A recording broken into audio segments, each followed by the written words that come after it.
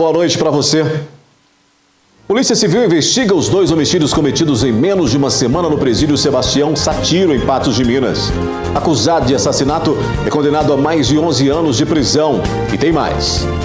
Depoimento da última criança aproxima a conclusão de investigação da polícia sobre professor denunciado por abuso. Lei que endurece o combate a crimes sexuais e amplia a proteção de crianças e adolescentes já está em vigor. Campanha alerta para o abandono de animais durante as férias.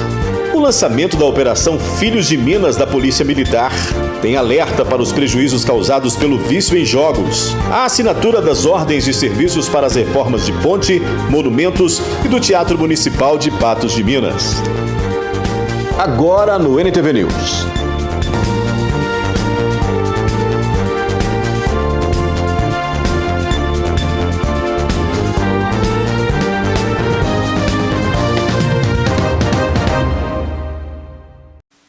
Um acusado de homicídio ocorrido em 2022 no bairro Jardim América, em Patos de Minas, foi levado a julgamento nesta sexta-feira e condenado a mais de 11 anos de prisão.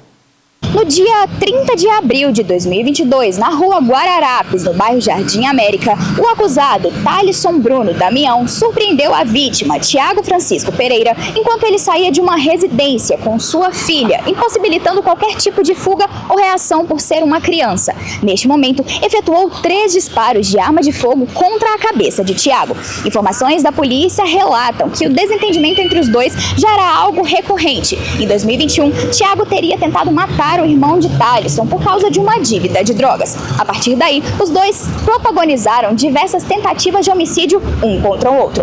Nesta sexta-feira, Thalisson foi julgado pelo crime e condenado a 11 anos e 8 meses de prisão por homicídio qualificado. A Polícia Civil de Patos de Minas investiga os 2 casos de homicídio registrados em menos de uma semana no presídio Sebastião Satiro. Essa madrugada foi registrado o 2º homicídio dentro do presídio Sebastião Satiro, aqui em Patos de Minas. Estou aqui com o delegado Luiz Mauro Sampaio para falar, sobre esses casos dessa semana. O de hoje envolveu a morte de Luiz Eduardo, 36 anos. Doutor, o que já se foi apurado sobre este caso? Bem, nós chegamos ao conhecimento, tivemos o conhecimento na madrugada, a perícia entrou em contato com a equipe de homicídios, já trocamos as primeiras comunicações, bem como a equipe da perícia foi até o local já relatando para a Polícia Civil que se tratava então de um crime de homicídio. Na manhã de hoje, a equipe da Polícia Penal já trouxe 2 indivíduos que teriam se colocado como os únicos autores desse crime, mas mesmo assim, enquanto estava sendo feito o procedimento aqui do APFD desses 2 indivíduos, a equipe de homicídios da Delegacia de Patos de Minas foi até o presídio e lá colheu mais 11 depoimentos relacionados a esse crime, e desses 11 depoimentos foi possível observar que não só esses 2 que foram flagranteados tiveram sua prisão decretada pelo delegado de polícia, mas outros 3 indivíduos participaram também desse crime, e agora, durante o inquérito policial que vai se desenrolar, provavelmente esses 3 indivíduos também serão aí autuados e terão seus procedimentos analisados pelo Ministério Público e Poder Judiciário. Doutor, e nesse caso, por exemplo, no início da semana a gente viu uma intenção de enganar a polícia em relação ao extermínio, nesse de hoje não, Ele já foi encontrado ali com resquícios mesmo de estrangulamento e ter sido agredido. Exatamente, 2 pessoas já teriam se colocado como autores, teriam batido na vítima, teriam espancado a vítima e teriam estrangulado essa vítima. Mas como nós falamos, a partir dessa investigação, muito bem detalhada pelos investigadores da Polícia Civil, foi possível então chegarmos aí rapidamente a mais 3 indivíduos que agora vão ser analisados na Delegacia de Crimes contra a Vida, e aí teremos aí provavelmente 5 indivíduos autuados, 5 indivíduos indiciados e com as prisões decretadas. Doutor, e chama atenção porque nessa semana esse, por exemplo, já é o 2º, No início da semana a gente teve aí Leonardo de Souza Ribeiro, de 36 anos, na madrugada de terça, que foi morto, daquela forma, inicialmente achando que era um autoextermínio e não era. O que tem acontecido? O que tem motivado esses crimes recentes ali dentro do presídio Sebastião Satiro? Inclusive, a informação de que a Nicole, que entrou recente no presídio Sebastião Satiro, possa ter envolvimento principalmente nesta madrugada de terça. O que já se investigou que tem esse envolvimento entre um crime e outro? Olha, o que nós temos de informação é que no primeiro crime, pessoas que se diziam LGBTQI, a sigla total, e que não seriam, mas teriam escrito, teriam se colocado como LGBT, eles estariam no presídio, e por conta disso eles foram perguntados a pessoas que seriam realmente LGBT, e se eles eram, E essas pessoas que não seriam LGBT, mas teriam sua escrita ela como se fosse, teriam atacado nesse primeiro momento uma pessoa LGBT. E dessa situação, né, dessa pessoa LGBT que veio a ser morta, rodou dentro do presídio com os outros indivíduos que também são LGBT, a situação de que estaria acontecendo pessoas que não seriam LGBT e seriam decretados de crime organizado, estariam se colocando como homossexuais, né, como LGBT, para poder entrar no presídio e ficar no Presídio Sebastião Sátiro, com uma situação mais tranquila no jargão deles. E aí, na data de hoje, né, esse indivíduo que veio a falecer, ele seria um desses decretados que teria assinado o documento como LGBT, mas que, segundo os próprios outros indivíduos lá da área específica, eles verificaram que não eram, e por conta dessa celeuma, né, e de discussões que eles tiveram por conta disso, esses 5 indivíduos decidiram tirar a vida dessa vítima na data de hoje, de madrugada. Nesse de terça-feira, a Nicole que entrou, né, que foi presa devido a um homicídio aqui em Patos e que está no presídio Sebastião de Sátiro, ela tem uma participação? Nós não podemos falar sobre qualquer pessoa que participa de qualquer tipo de crime, né? Isso aí não é possível, né, por conta até da lei que fala sobre abuso de autoridade, mas nós temos aí um arcabouço que vai apontar diversas pessoas. E mesmo nessa circunstância, dentro do presídio Sebastião Sátiro, né, o inquérito que tem que ser encerrado aí pelo senhor, esses números entram na contabilidade de Patos, como homicídio dentro de Patos de Minas? Olha, nós temos aí homicídios que aconteceram na cidade, na área rural e na área urbana, que realmente estão ligados à cidade de Patos de Minas.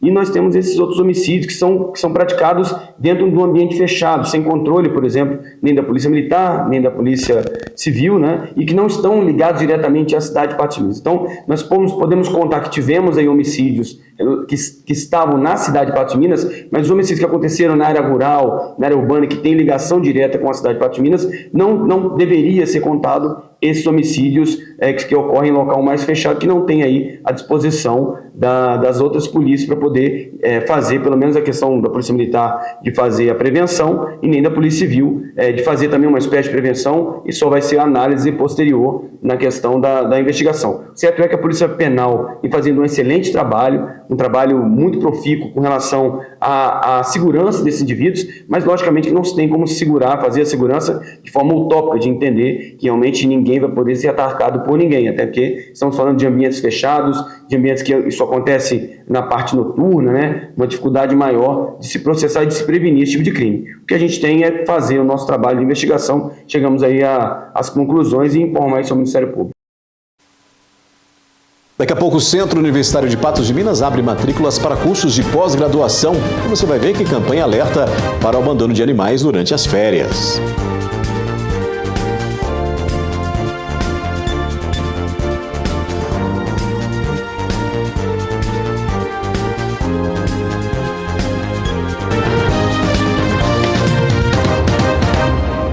O Centro Universitário de Patos de Minas está com matrículas abertas para cursos de pós-graduação. Flávio Daniel, que é professor de pós-graduação aqui do Unipam, vai falar um pouquinho dessas inscrições que estão abertas. Isso, a pós-graduação do Unipam para 2026, já estamos com as inscrições abertas.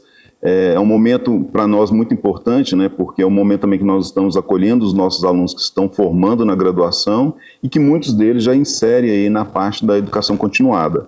Mas a pós-graduação também é para todos, né, para quem está no mercado, para todos os profissionais. Então é um momento que a gente agora chama as pessoas para poderem prestar atenção o quanto que o mercado está realmente demandando por profissionais capacitados. E a pós-graduação, o objetivo dela é esse, continuar formando os nossos alunos que estão concluindo o curso de graduação e também atualizar os profissionais de mercado que estão aí atuando no mercado cada vez mais competitivo, mais tecnológico e cada vez mais exigente.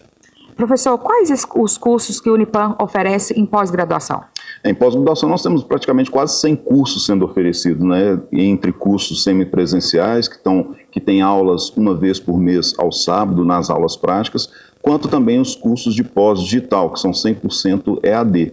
Então, para que as pessoas realmente saibam quais são os principais cursos que tem, quais são as áreas que mais interessam, porque nós temos para todas as áreas, nós temos na área de odontologia, né? Inclusive nós estamos com um curso começando agora já em fevereiro de ortodontia, que tem a especialização, um curso de aperfeiçoamento e um de extensão. nós temos de bovinos de leite corte, que vamos começar agora também em fevereiro, mas nós ainda temos vagas que estão disponíveis. E o curso de estética também, que a gente já começa agora em fevereiro, mas nós ainda estamos com algumas vagas disponíveis também. Além disso, nós temos vários outros cursos na área de engenharia, nas áreas de gestão, nas áreas de saúde, então são muitos cursos. As pessoas podem entrar no site pos.unipam.edu.br e por meio do site poder escolher qualquer curso e qualquer modalidade que ela tenha interesse. Professor, também pode vir aqui no Unipam, ficar sabendo um pouco dessas pós-graduações. Isso, nós atendemos aqui no bloco A, que é o bloco administrativo, onde nós estamos aqui na Secretaria Acadêmica, ficamos no segundo piso, tá? Então a pós-graduação funciona de 7 da manhã até às 18 horas e também pode entrar em contato pelo telefone 3823-0352. E a importância da pós-graduação no mercado de trabalho também, né, professor? As pessoas não podem esquecer que, como eu disse, né, cada vez mais as empresas estão demandando por profissionais especializados, cada vez mais nós precisamos nos destacar por meio, né, de uma especialização, de sermos experientes numa área. Então a pós-graduação serve justamente para isso, para atender a demanda de mercado. E uma coisa que eu quero chamar muita atenção é o cuidado que o Unipam tem sempre de atualizar os seus cursos e termos conteúdos que estão sendo demandados pelo mercado. Então quem fizer uma pós conosco, com certeza exercerá cargos de maior expressão dentro das empresas ou mesmo como profissionais autônomos ou os próprios empresários. O Dezembro Verde é uma campanha destinada à promoção de ações educativas e à reflexão sobre o abandono de animais nesta época do ano, um problema que vem aumentando de forma significativa. Enquanto a maioria das pessoas se organiza para celebrar o fim do ano, profissionais que atuam na proteção animal precisam reforçar o alerta. Dezembro é estatisticamente um dos meses em que mais ocorrem casos de abandono de cães e gatos em todo o Brasil. A pessoa quer passear, quer viajar, né, vai para uma praia, né, para outro estado, e aí não tem com quem deixar o animal, a pessoa vai e abandona. Então, o que a gente pede, né, gente? Vamos conscientizar, né? Por causa de 7 dias de diversão, né? Você vai abandonar seu animal? Né? É justo? A campanha Dezembro Verde, criada para conscientizar sobre a posse responsável, busca chamar atenção para uma realidade dolorosa que muitas das vezes não é exposta. Você vai viajar, mas vai ficar um parente, vai ficar um irmão, vai ficar um tio, vai ficar um sobrinho. O que você vai fazer? A gente conscientiza assim. Passa para frente. Vamos pegar o animalzinho, vamos deixar lá com o tio, né? Vamos deixar lá com a tia, com o pai, com a mãe. Não é mais legal? Não é melhor? Não? Gente, é simples. Não é difícil, é simples. É importante sempre lembrar que abandono de animais é crime, com pena prevista em lei. Antes de adotar, é preciso considerar que um bichinho de estimação exige tempo, recursos e compromisso por muitos anos. Você tem que ver o desespero do animal abandonado. Ele corre atrás dos carros, ele procura o cheiro do dono, sabe? É desesperador. A campanha segue durante todo o mês em busca de fazer a diferença nos números de abandonos que ainda são tão altos. A mensagem é clara: animais não são objetos, é vida, companheirismo e responsabilidade. Tem muita gente que judia, né? Que abandona, que maltrata, que tá morrendo, não leva no veterinário, que acha que adotar, pronto, acabou e nunca mais vai adoecer. Mas o bom é que a gente sabe, que a gente vê que as pessoas estão cuidando, sabe? E assim, procurou, não tem onde levar, não tem a situação financeira adequada para cuidar, pode estar procurando a nossa ONG, que a gente tem parceria com as clínicas veterinárias e que ajuda muito. Né? Às vezes até a gente orientar a pessoa, né? Oh, se você fizer assim, dá certo, não precisa nem se levar no veterinário. Não se abandona o animal, né? Em instantes, lei que endurece combate a crimes sexuais e amplia a proteção de crianças e adolescentes já está em vigor. E ainda depoimento da última criança aproxima a conclusão de investigação da polícia sobre professor denunciado por abuso.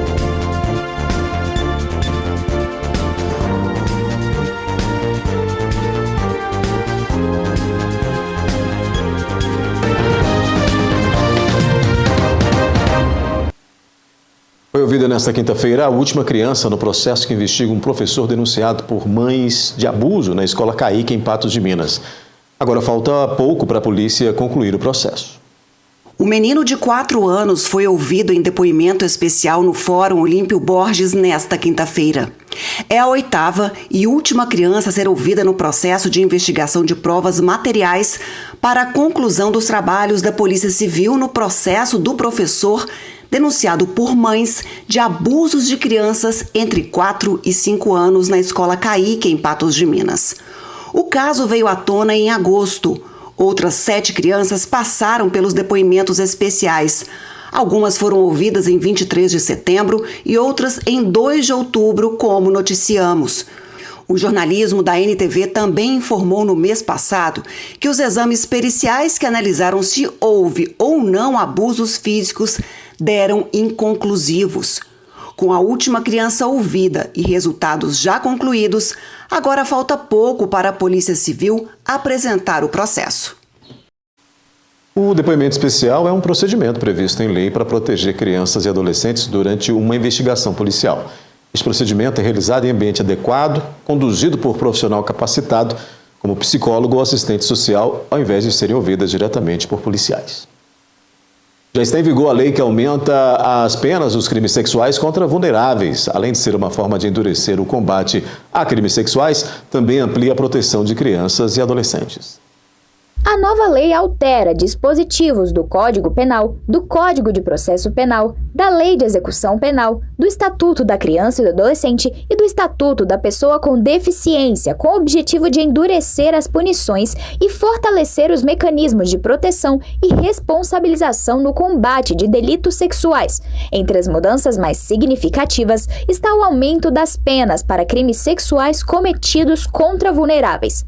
A nova lei, publicada agora no dia 5 de dezembro, majorou significativamente as penas dos crimes sexuais praticados contra vulneráveis. E considera-se vulnerável não só a criança com menos de 14 anos, mas também aquele cidadão que não tem desenvolvimento completo mental, ou que tenha algum retardo, ou que pela sua condição de saúde não consiga se autodeterminar ou não tem movimentos físicos para se defender. A exemplo, a pena do estupro antes era de 8 a 15 anos. A pena agora passou a ser de 10 a 18 anos. E se desse ato resultar lesão corporal grave, a pena vai ser de 12 até 24 anos. E se resultar morte, a pena vai ser de 20 a 40 anos. Então, houve uma modificação grande, as leis são severas e também outros dispositivos foram modificados e majoradas as penas. Por exemplo, para divulgação de imagens, vídeos que envolva não só na questão dos crimes sexuais, mas a lei também aumentou as penas para outros crimes correlatos, como, por exemplo, exibição de imagens ou de vídeos ou áudios que envolvam crianças em situação de sexo. Também para aqueles que exploram a prostituição ou sexo envolvendo menores. Então, a lei foi bastante recrudescida no sentido de defender os vulneráveis de um modo geral, independente do sexo.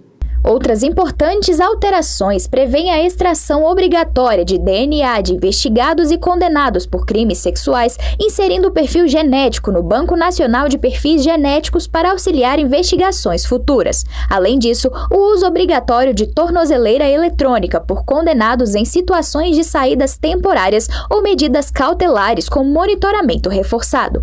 Endurecimento de descumprimento de medidas protetivas convertidos em crimes com pena prevista de reclusão e multa, a ampliação de campanhas educativas e prevenção com maior integração entre escolas, conselhos tutelares e segurança pública para atendimento e acompanhamento das vítimas. Eu, como advogado, entendo que a majoração das penas não importam diretamente na diminuição dos crimes, mesmo porque na absoluta maioria das vezes, as pessoas não têm noção de quanto que serão essas penas. O que importa mesmo é a pessoa evoluir no sentido de educação ou se aproximar de uma evolução espiritual, seja ela qual for e respeitar, um sentimento de respeito para com os outros. Despertando isso nos cidadãos, os crimes tendem a diminuir. O fim de semana deve ser com tempo instável no Alto Paranaíba e Noroeste Mineiro.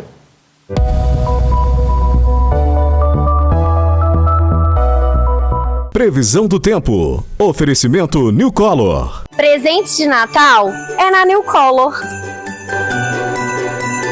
Os dados meteorológicos do IMET indicam tendência de céu com muitas nuvens e pancadas de chuva e trovoadas. A umidade relativa do ar registra 60%. No sábado e domingo, em Patos de Minas, mínima de 21 e máxima de 29 graus. Em Matutina, no sábado, variam de 21 a 27 graus e no domingo, de 22 a 28. No sábado, em João Pinheiro, de 22 a 31 graus e no domingo, de 22 a 30. Em Arapuá, de 21 a 27 no sábado e no domingo, de 22 a 28 graus. No sábado, em São Gonçalo do Abaeté, a máxima prevista é de 31 graus e no domingo, máxima de 30. E em Tiros, no sábado e também no domingo, mínima de 21 e máxima de 29 graus.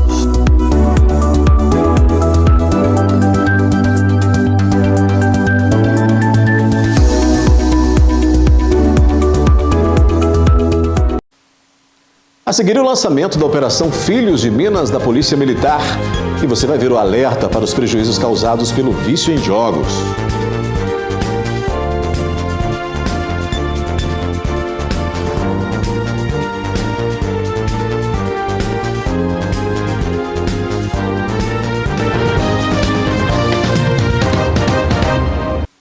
Foi lançada hoje a Operação Filhos de Minas, que conta com o efetivo dos alunos do curso de formação de soldados da Polícia Militar em atividades práticas de policiamento em Patos de Minas.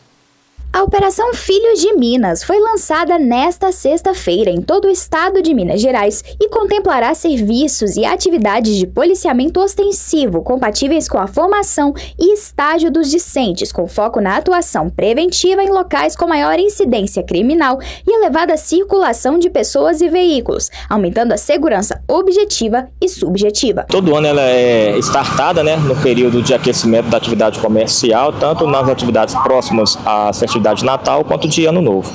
Certo. E a gente viu uma participação muito efetiva aí dos novos alunos, que brevemente estarão se formando aí para serem militares, certo?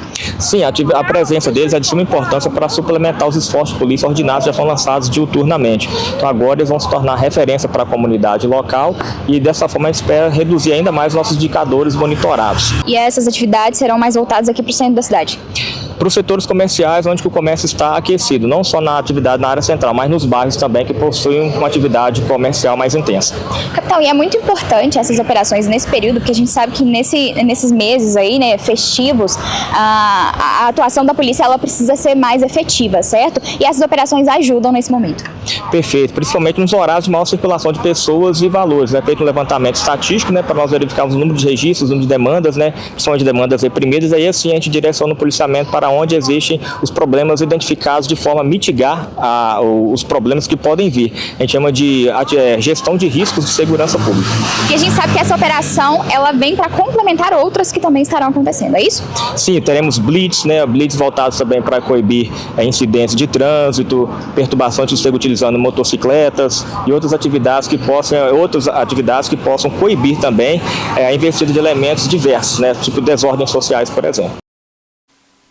A violência doméstica, que continua sendo vivenciada diariamente por mulheres em todo o país, tem consequências devastadoras, deixando um rastro de traumas físicos e psicológicos às vítimas. A violência que começa dentro de casa, muitas vezes longe dos olhos de familiares e amigos, deixa marcas que ultrapassam o corpo.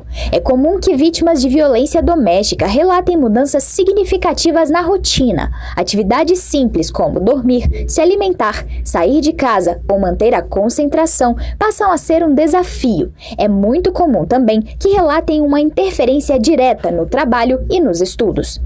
Bom, uma mulher em situação de violência, ela é uma mulher em situação de vulnerabilidade, E toda pessoa numa situação assim, ela vai ter sim dificuldades para, por exemplo, projetar um futuro com estudo, se realocar, por exemplo, no mercado de trabalho ou voltar para o mercado de trabalho.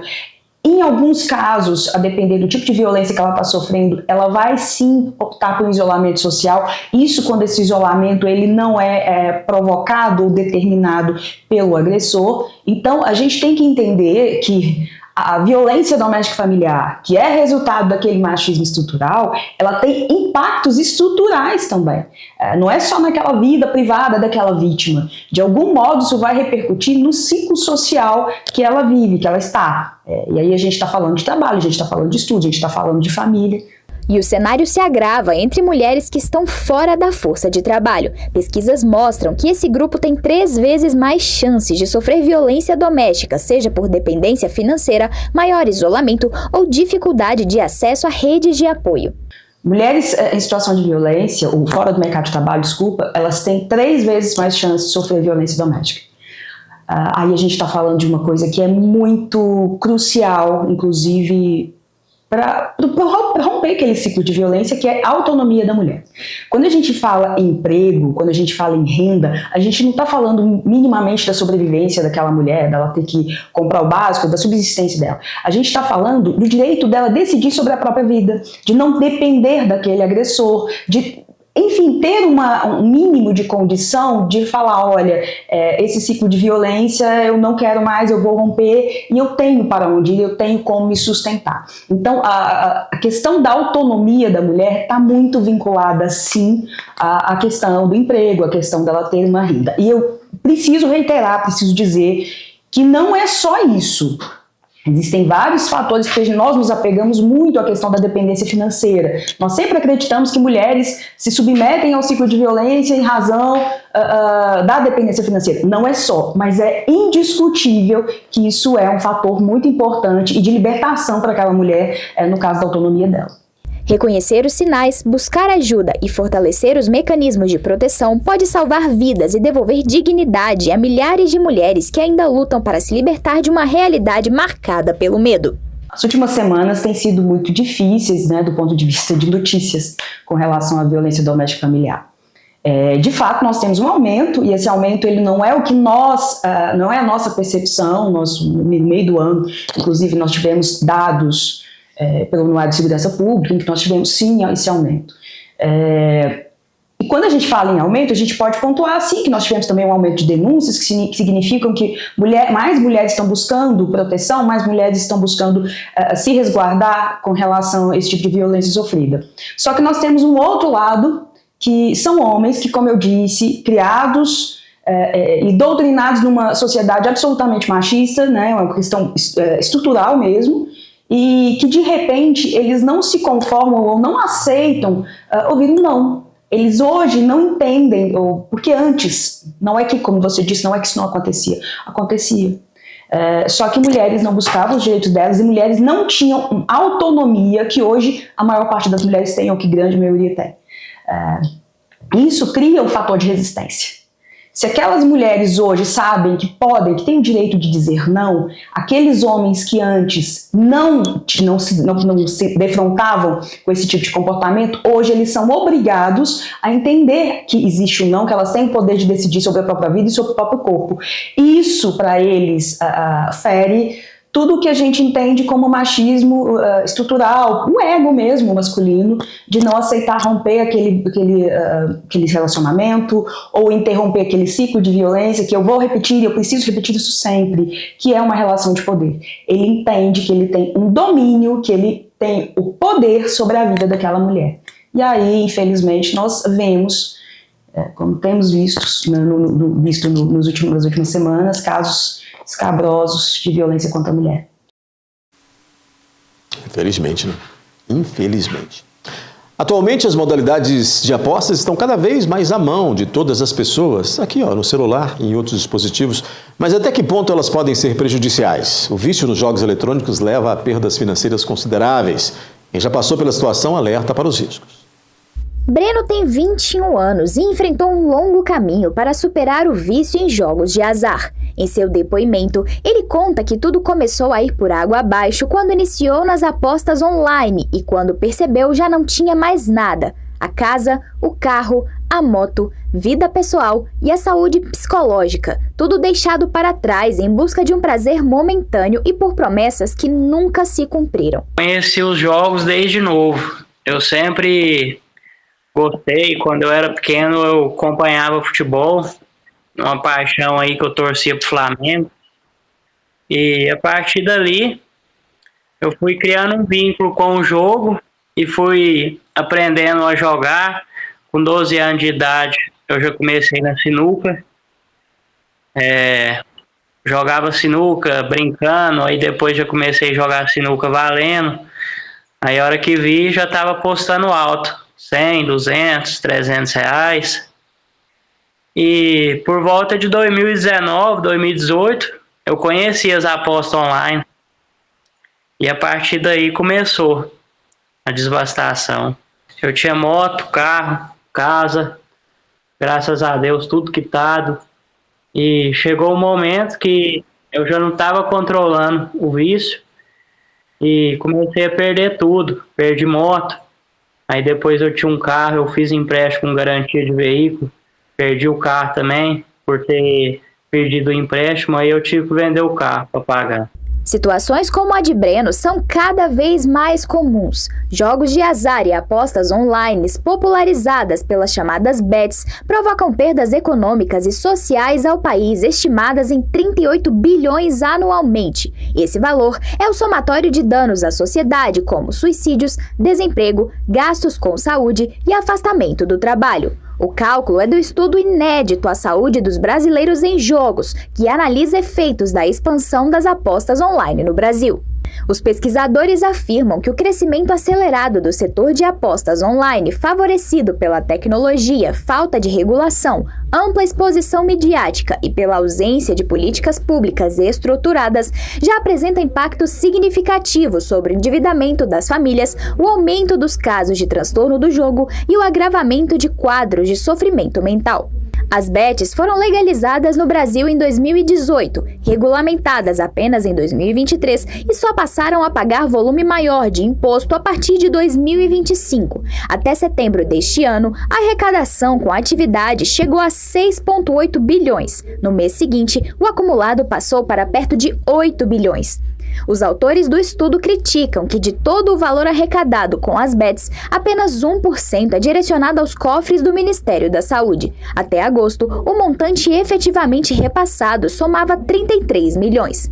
Existem 5 sugestões de caminhos que podem mitigar os danos das apostas no Brasil: aumentar a parcela da taxação das apostas online destinadas à saúde, formar profissionais de saúde no tema para realizar acolhimento no SUS, proibir propagandas e realizar campanhas nacionais de conscientização, restringir o acesso, principalmente de pessoas com perfil de risco ou menores de idade, implementar regras duras para as empresas de aposta que visem retorno financeiro ao país, inibam a corrupção e possibilitem políticas públicas de monitoramento.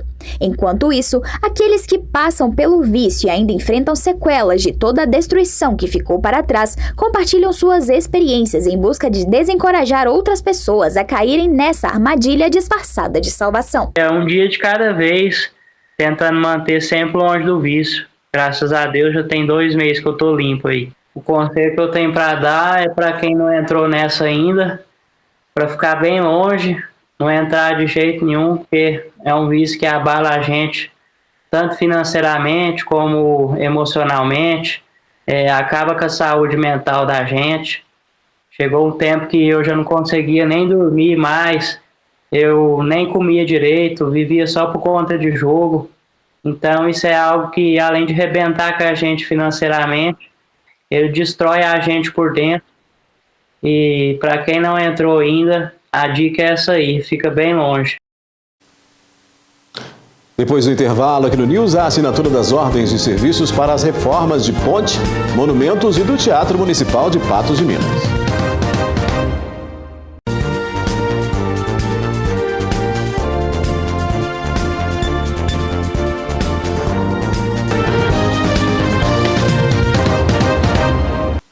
Este sábado, a edição Prefeitura no seu bairro chega à Mata do Catingueiro, em Patos de Minas. Serão oferecidos diversos serviços e atividades como atendimentos de saúde, testes rápidos, aplicação de vacinação, serviços de assistência social, atendimento ao consumidor e muito mais. Também será realizado o plantio e distribuição de mudas no parque.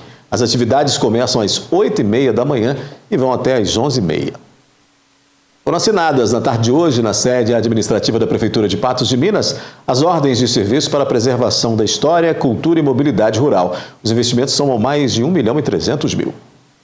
A primeira intervenção será a construção de uma nova ponte do Córrego do Chumbo, lajeado que liga as comunidades rurais da região de Horizonte Alegre. A antiga ponte de madeira foi destruída pelas chuvas e, desde então, um desvio provisório tem garantido o acesso. Agora, a nova estrutura conta com 15 metros de extensão, fundação em concreto e superestrutura metálica e deve garantir segurança e fluidez ao tráfego local. Essa obra da ponte ela é de extrema importância para nós, uma vez que ela, desde 2024, abril de 2024, na verdade, ela vem nos preocupando cada vez mais, porque houve, através de problemas da chuva, houve realmente o seu desmoronamento ali, o seu comprometimento, uma vez que também diretamente compromete a segurança de todos os moradores. Na realidade, hoje não é reconstrução, é uma construção total de uma ponte nova, Hoje a ponte ela vai ser toda feita do início ao fim. É uma ponte nova e de 15 metros de comprimento, a extensão grande, o córrego é realmente muito volume de água e as nossas equipes próprias, por exemplo, não era possível executar todo o serviço naquela região.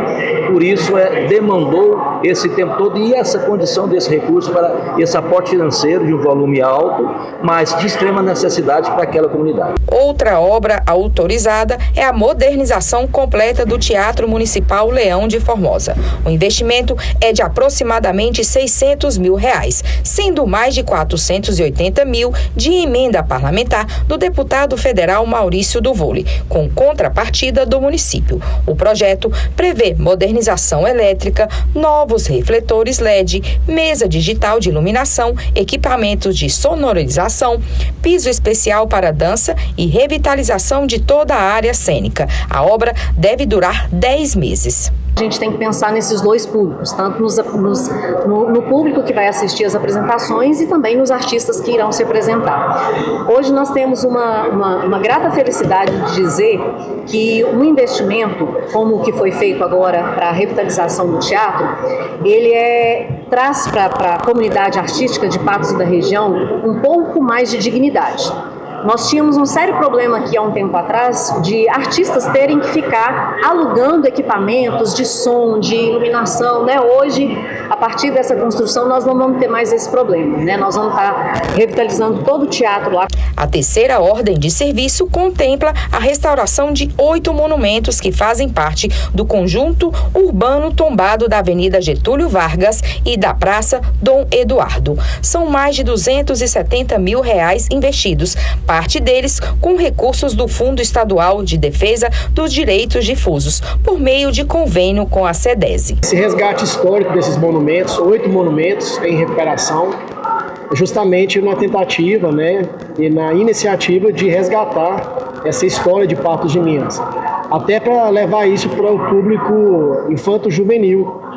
Precisamos resgatar, junto ao nosso público infanto-juvenil, esse valor histórico da cidade. Então, o resgate e restauração desses monumentos é uma tentativa do poder público de fazer valorizar essa história do município que é tão importante e fazer com que o sentimento de pertencimento também da população possa ser resgatado. Durante o evento, o prefeito de Patos de Minas, Luiz Eduardo Falcão, falou sobre a possibilidade de ter o nome lançado para a disputa do governo de Minas. A cada dia que passa, a cada semana, nas nossas conversas em Belo Horizonte, em Brasília, até em São Paulo, avança um pouco mais. É algo que não depende unicamente da minha pessoa, dos prefeitos que estão com esse desejo. Esse arranjo, esse desenho partidário é um jogo muito pesado e ele vai ser sacramentado no ano que vem. Ali para fevereiro, março, as coisas vão ficar mais claras. E então a gente vai ter a condição de tomar a melhor decisão para Patos de Minas, para a nossa região e para Minas Gerais como um todo, que é um estado muito diverso, um estado muito grande, cada região tem uma uma diferença, e o que a gente tem sustentado é que essa discussão da regionalização das pautas, né, a gente não está vendo ninguém tratar a Zona da Mata da forma que precisa. O triângulo aqui, o Alto Paranaíba e o Noroeste, que paga tanto imposto, gera tanta riqueza para o Estado e para a União, das cidades que mais produzem leite no Brasil, 5 estão aqui, o município que mais produz café no Brasil e no mundo está aqui, a maior cooperativa de suinocultores está aqui, Capital Nacional do Milho está aqui na nossa região, e a gente não vê a atenção que merece, ou seja, não vê os recursos sendo devolvidos para cá na mesma proporção em que eles são retirados daqui. Falcão também tem criticado a ausência de diálogo do governo de Minas com os municípios sobre a possível privatização da Copasa, lembrando que os prefeitos são os responsáveis pelos contratos de saneamento. O governo tem todo o direito de propor a privatização da Copasa. O governo de Minas é dono de metade da Copasa, a outra metade da Copasa já é de acionistas. O governo pode propor a privatização, ele vai submeter esse projeto à Assembleia Legislativa, como está sendo feito. O governo tem direito de propor privatização. Os deputados é que têm a prerrogativa de votar, aprovar ou não. Não tem dúvida nenhuma disso. Não cabe à AMM, não cabe aos municípios interferir nesse processo, que é um direito do governo propor. O que nós estamos cobrando é que a prerrogativa dos municípios seja respeitada. Qual é ela? Primeiro, nós é que contratamos serviços de água e esgoto. Então a gente precisa saber exatamente o que vai acontecer. Nós não temos as informações. O governo não entrou em contato com os municípios. O dono do serviço é o município. Eu que assino o contrato aqui com a Copasa ou não. Eu é que sou cobrado quando tiver buraco na rua. Eu é que sou cobrado quando tem algum bairro que falta água. Não é o governador que é cobrado. Então acho que faltou sim uma melhor condução desse processo. Foi feito de forma apressada. Nós não sabemos quais são exatamente os municípios superavitários, quais são os deficitários, os que dão prejuízo, como que vai ser o subsídio cruzado, como é que vamos garantir que a tarifa não vai aumentar nos próximos anos. Então não se trata aqui de ser, se é contra, se é a favor. Eu tenho a minha visão pessoal, eu sou a favor de concessão bem feita. Com essa, o NTV News termina por aqui, mas volta amanhã. Uma ótima noite para você. Eu te encontro na segunda-feira, às 18 horas, no Debate Esportivo. Até lá.